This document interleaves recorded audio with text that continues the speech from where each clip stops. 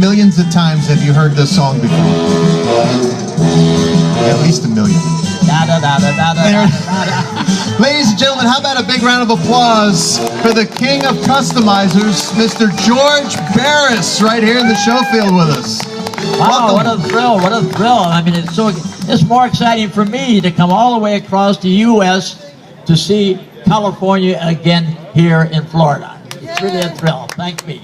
Well, we are so thankful that you're here, and we are most appreciative that we had some awesome weather for you here. From what I understand, maybe the weather not so terrific where you left at home, huh, over the last couple of days. Well, I was glad to get out. I got out there, we got stuck in Tony, where did we get stuck? In Canada or someplace? You got stuck in Canada? Oh, Dallas. Dallas. Oh, okay. Yeah. That's kind of like the same Dallas. thing. Well, the weather here is a little nicer for you today, and we are so honored and privileged to have you here. This is the show, Mr. Barris, that folks have been talking about for months. And I thank this man right here, my good friend Cobra Joe Bevilacqua and Leela and all the nice folks from Cobra Joe Productions for bringing you here. We've been waiting for this moment for many, many months. We're honored to have you here. Thank you, thank you. And we in California are the same, because they've been out there talking to my family, Joji and Jared, everybody, and it's just a thrill that we can come clear across the border from California to here and enjoy seeing the people that love things like we love. Cars.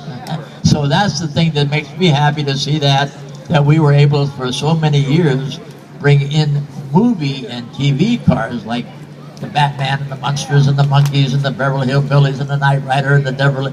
I mean, I could go on and on with some of the great cars we had fun with. Well, before I ask you a couple of questions, I guess congratulations are in order.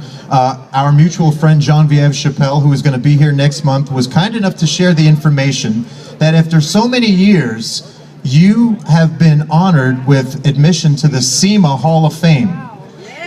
And that is a well-deserved honor. That was a hard one to do, because for many years I was customizing cars. And they looked at me and said, well, what have you done to customize a car? I said, I was customizing cars before you were even born. That's absolutely true. So it was a thrill to show them that we do have a lot of young guys like myself that go out and do it at home or wherever, and they deserve the same thing that I was able to get to. Well, it's great that you got the recognition that you fully deserve. I mean, I would have thought that you'd have been the first person, or right at the very beginning, that would have been honored with the Hall of Fame induction to SEMA. I'm very surprised that it took so long. The next wonderful honor I had was about 2 weeks ago in Hollywood. The Hollywood Police Department gave me an honor, and I said, boy, thanks you guys.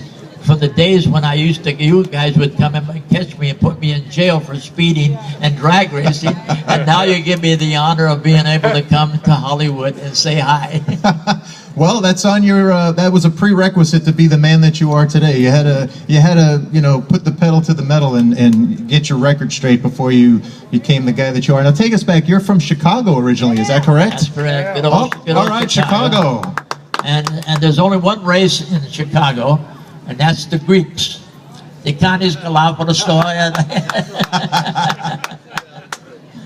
tell us about your first car. The very first car that you owned was? Well, I really had a good career going to school. Like, I kicked out of the first one because they had me doing flowers and I wanted to do cars, and then they put me in another school having me do cooking, and I again quit. So I mean, every school I went to, they didn't want me to do anything but their things. I said I wanted to do cars, so I went down by the railroad tracks, and the guy threw a torch at me, and he said, what do you want to do? I said, I'm just going to customize cars, and that's the way I did it. In fact, I did a little 32 Ford, put a set of cat-eye taillights in it, and I made a big whopping $10, and I said, boy, I'm going to get rich making cat-eye taillights for a 32 Ford. And it was such a thrill, because from there on, I took the word custom. I said, take that C and throw it away, and let's put a K in there. K. But you got to learn one thing. When you do things like that, you should go out and get it rectified. You got to have that patent, so you got the K. If I would have had that patent, I would be a millionaire today. I could come over here and live in all these wonderful streets. That's true. But the king of customizers is K King, K Customizers. That's your moniker right there. You own it no matter what. So what was your first break though? Tell us about when you first started customizing cars. What was your first break where someone noticed what you were doing and said, you know, Mr. Barris, take us to the next level. We've got a project for you. Tell us about that. Well, actually, there was a TV movie coming out called Beverly Hillbillies. And in Beverly Hills, they called me and said, George, come over. We want you to build a car for us. So I went to Beverly Hills and I said, where am I going to get a jalopy in Beverly Hills? So I run out on the freeway going towards Western, and there was an old feed store there, and there was an old Dodge in there that they were hauling hay with. So I went in here and I measured it. It was all wrinkled and smashed up and everything, and I went in there and measured it. And I took photos and I went back to Beverly Hills and I showed them, how about this? Hooray! We finally got a Beverly Hillbillies that really matches for Beverly Hills. So that shows you some of the things that we have to do to match what they want us to do. You know. Right. All right. Of course, everybody wants to know about the Batmobile. What kind of car did the Batmobile start out as? What kind of car was that? Well, it was very fortunate that we were with the Ford Custom Car Caravan, and Ford and the whole group got me the Futura, and I had to pay a whole $1 for the Futura. $1 because it was an experimental car from Ford Motor Company out of Detroit. But this is the car that we felt matched a lot of what I had to do, and I only had 10 days to do it. So we made it happen that we could have it do the tricks and the spin outs and the thrill that we had to do. And as we went along, we pumped up the engine so that we can go faster. What kind of engine was in the Batmobile? It had a V8, but a little V8. And we went up to a big 427, and from there I went into an injector. So we were able to make the power and the things that the Batmobile was able to do that was not able to be done in many of the movies and TVs. I see. And you had did they give you 10 days, or it just took you 10 days to create the car? In movie business, it's what they give you is what you take. 10 whole days to create TV history. Yeah, and the Munsters was another one, a fun project, to get all of that family together and go out and find a Model T, which I had to make a 5-door Model T out of a 4-door, and we had to stretch it. And I stretched it on a piece of paper. And then I went into the studio and I took the Model T with my wife and we stretched it to fit Adam West and all the different, not Adam West, but the different guys from the Munsters.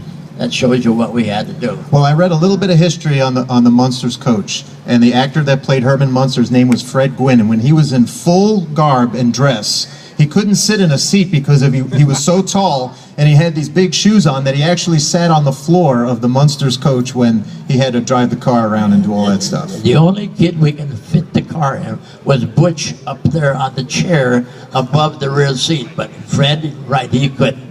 And Al Lewis, we built a lab for him in the middle compartment and closed it off so he could make all of his little wild things that we just taking a drink here and there.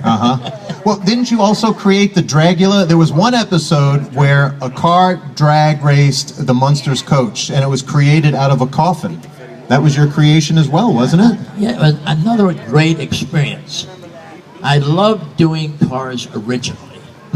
I could make 20 caskets in no time, but I wanted the real casket. So I went to the mortuary with my buddy Tony and all of us, and I said, I want to buy that casket. He says, where's the dead person? And I said, well, it's not. We're going to use it on TV. He says, I hate TV. Get out of here. So I went to the next one. We went ahead and we said, we're going to use this. We're going to use it in a film thing. I hit it. Get out. The third place, I finally turned the guy around, took the money out, was putting it in an envelope. Tony and the gang picked up a real casket and walked out the door. Now, of course, you can get them in Costco's for $100 now. Right. That's right. Well, today's award that you're going to pick out is the Barris Crest. Tell us about this fantastic award. Everybody's been talking about this award.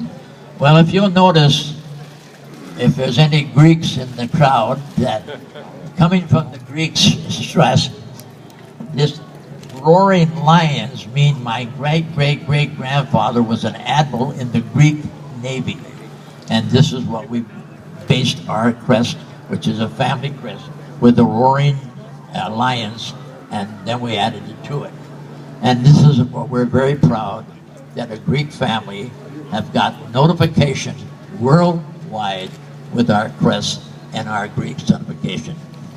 Well, like I said, we've all been waiting for you for months to be here. We are so excited to have you here. The person who cruises home with the Barris Crest, I can assure you one thing, Mr. Barris, that this award will be in that car for the remaining car shows that this person ever goes to. We are so appreciative and thankful that you decided to join us today. Please pick out a beautiful car, as I know that you will. A big round of applause for Mr. George Barris in the show field today. Thank you all, and I'm telling you, I'm hoping that the next time I can come, I can get a nice Florida suntan instead of California. One more time, ladies and gentlemen, Mr. George Barris. There he is.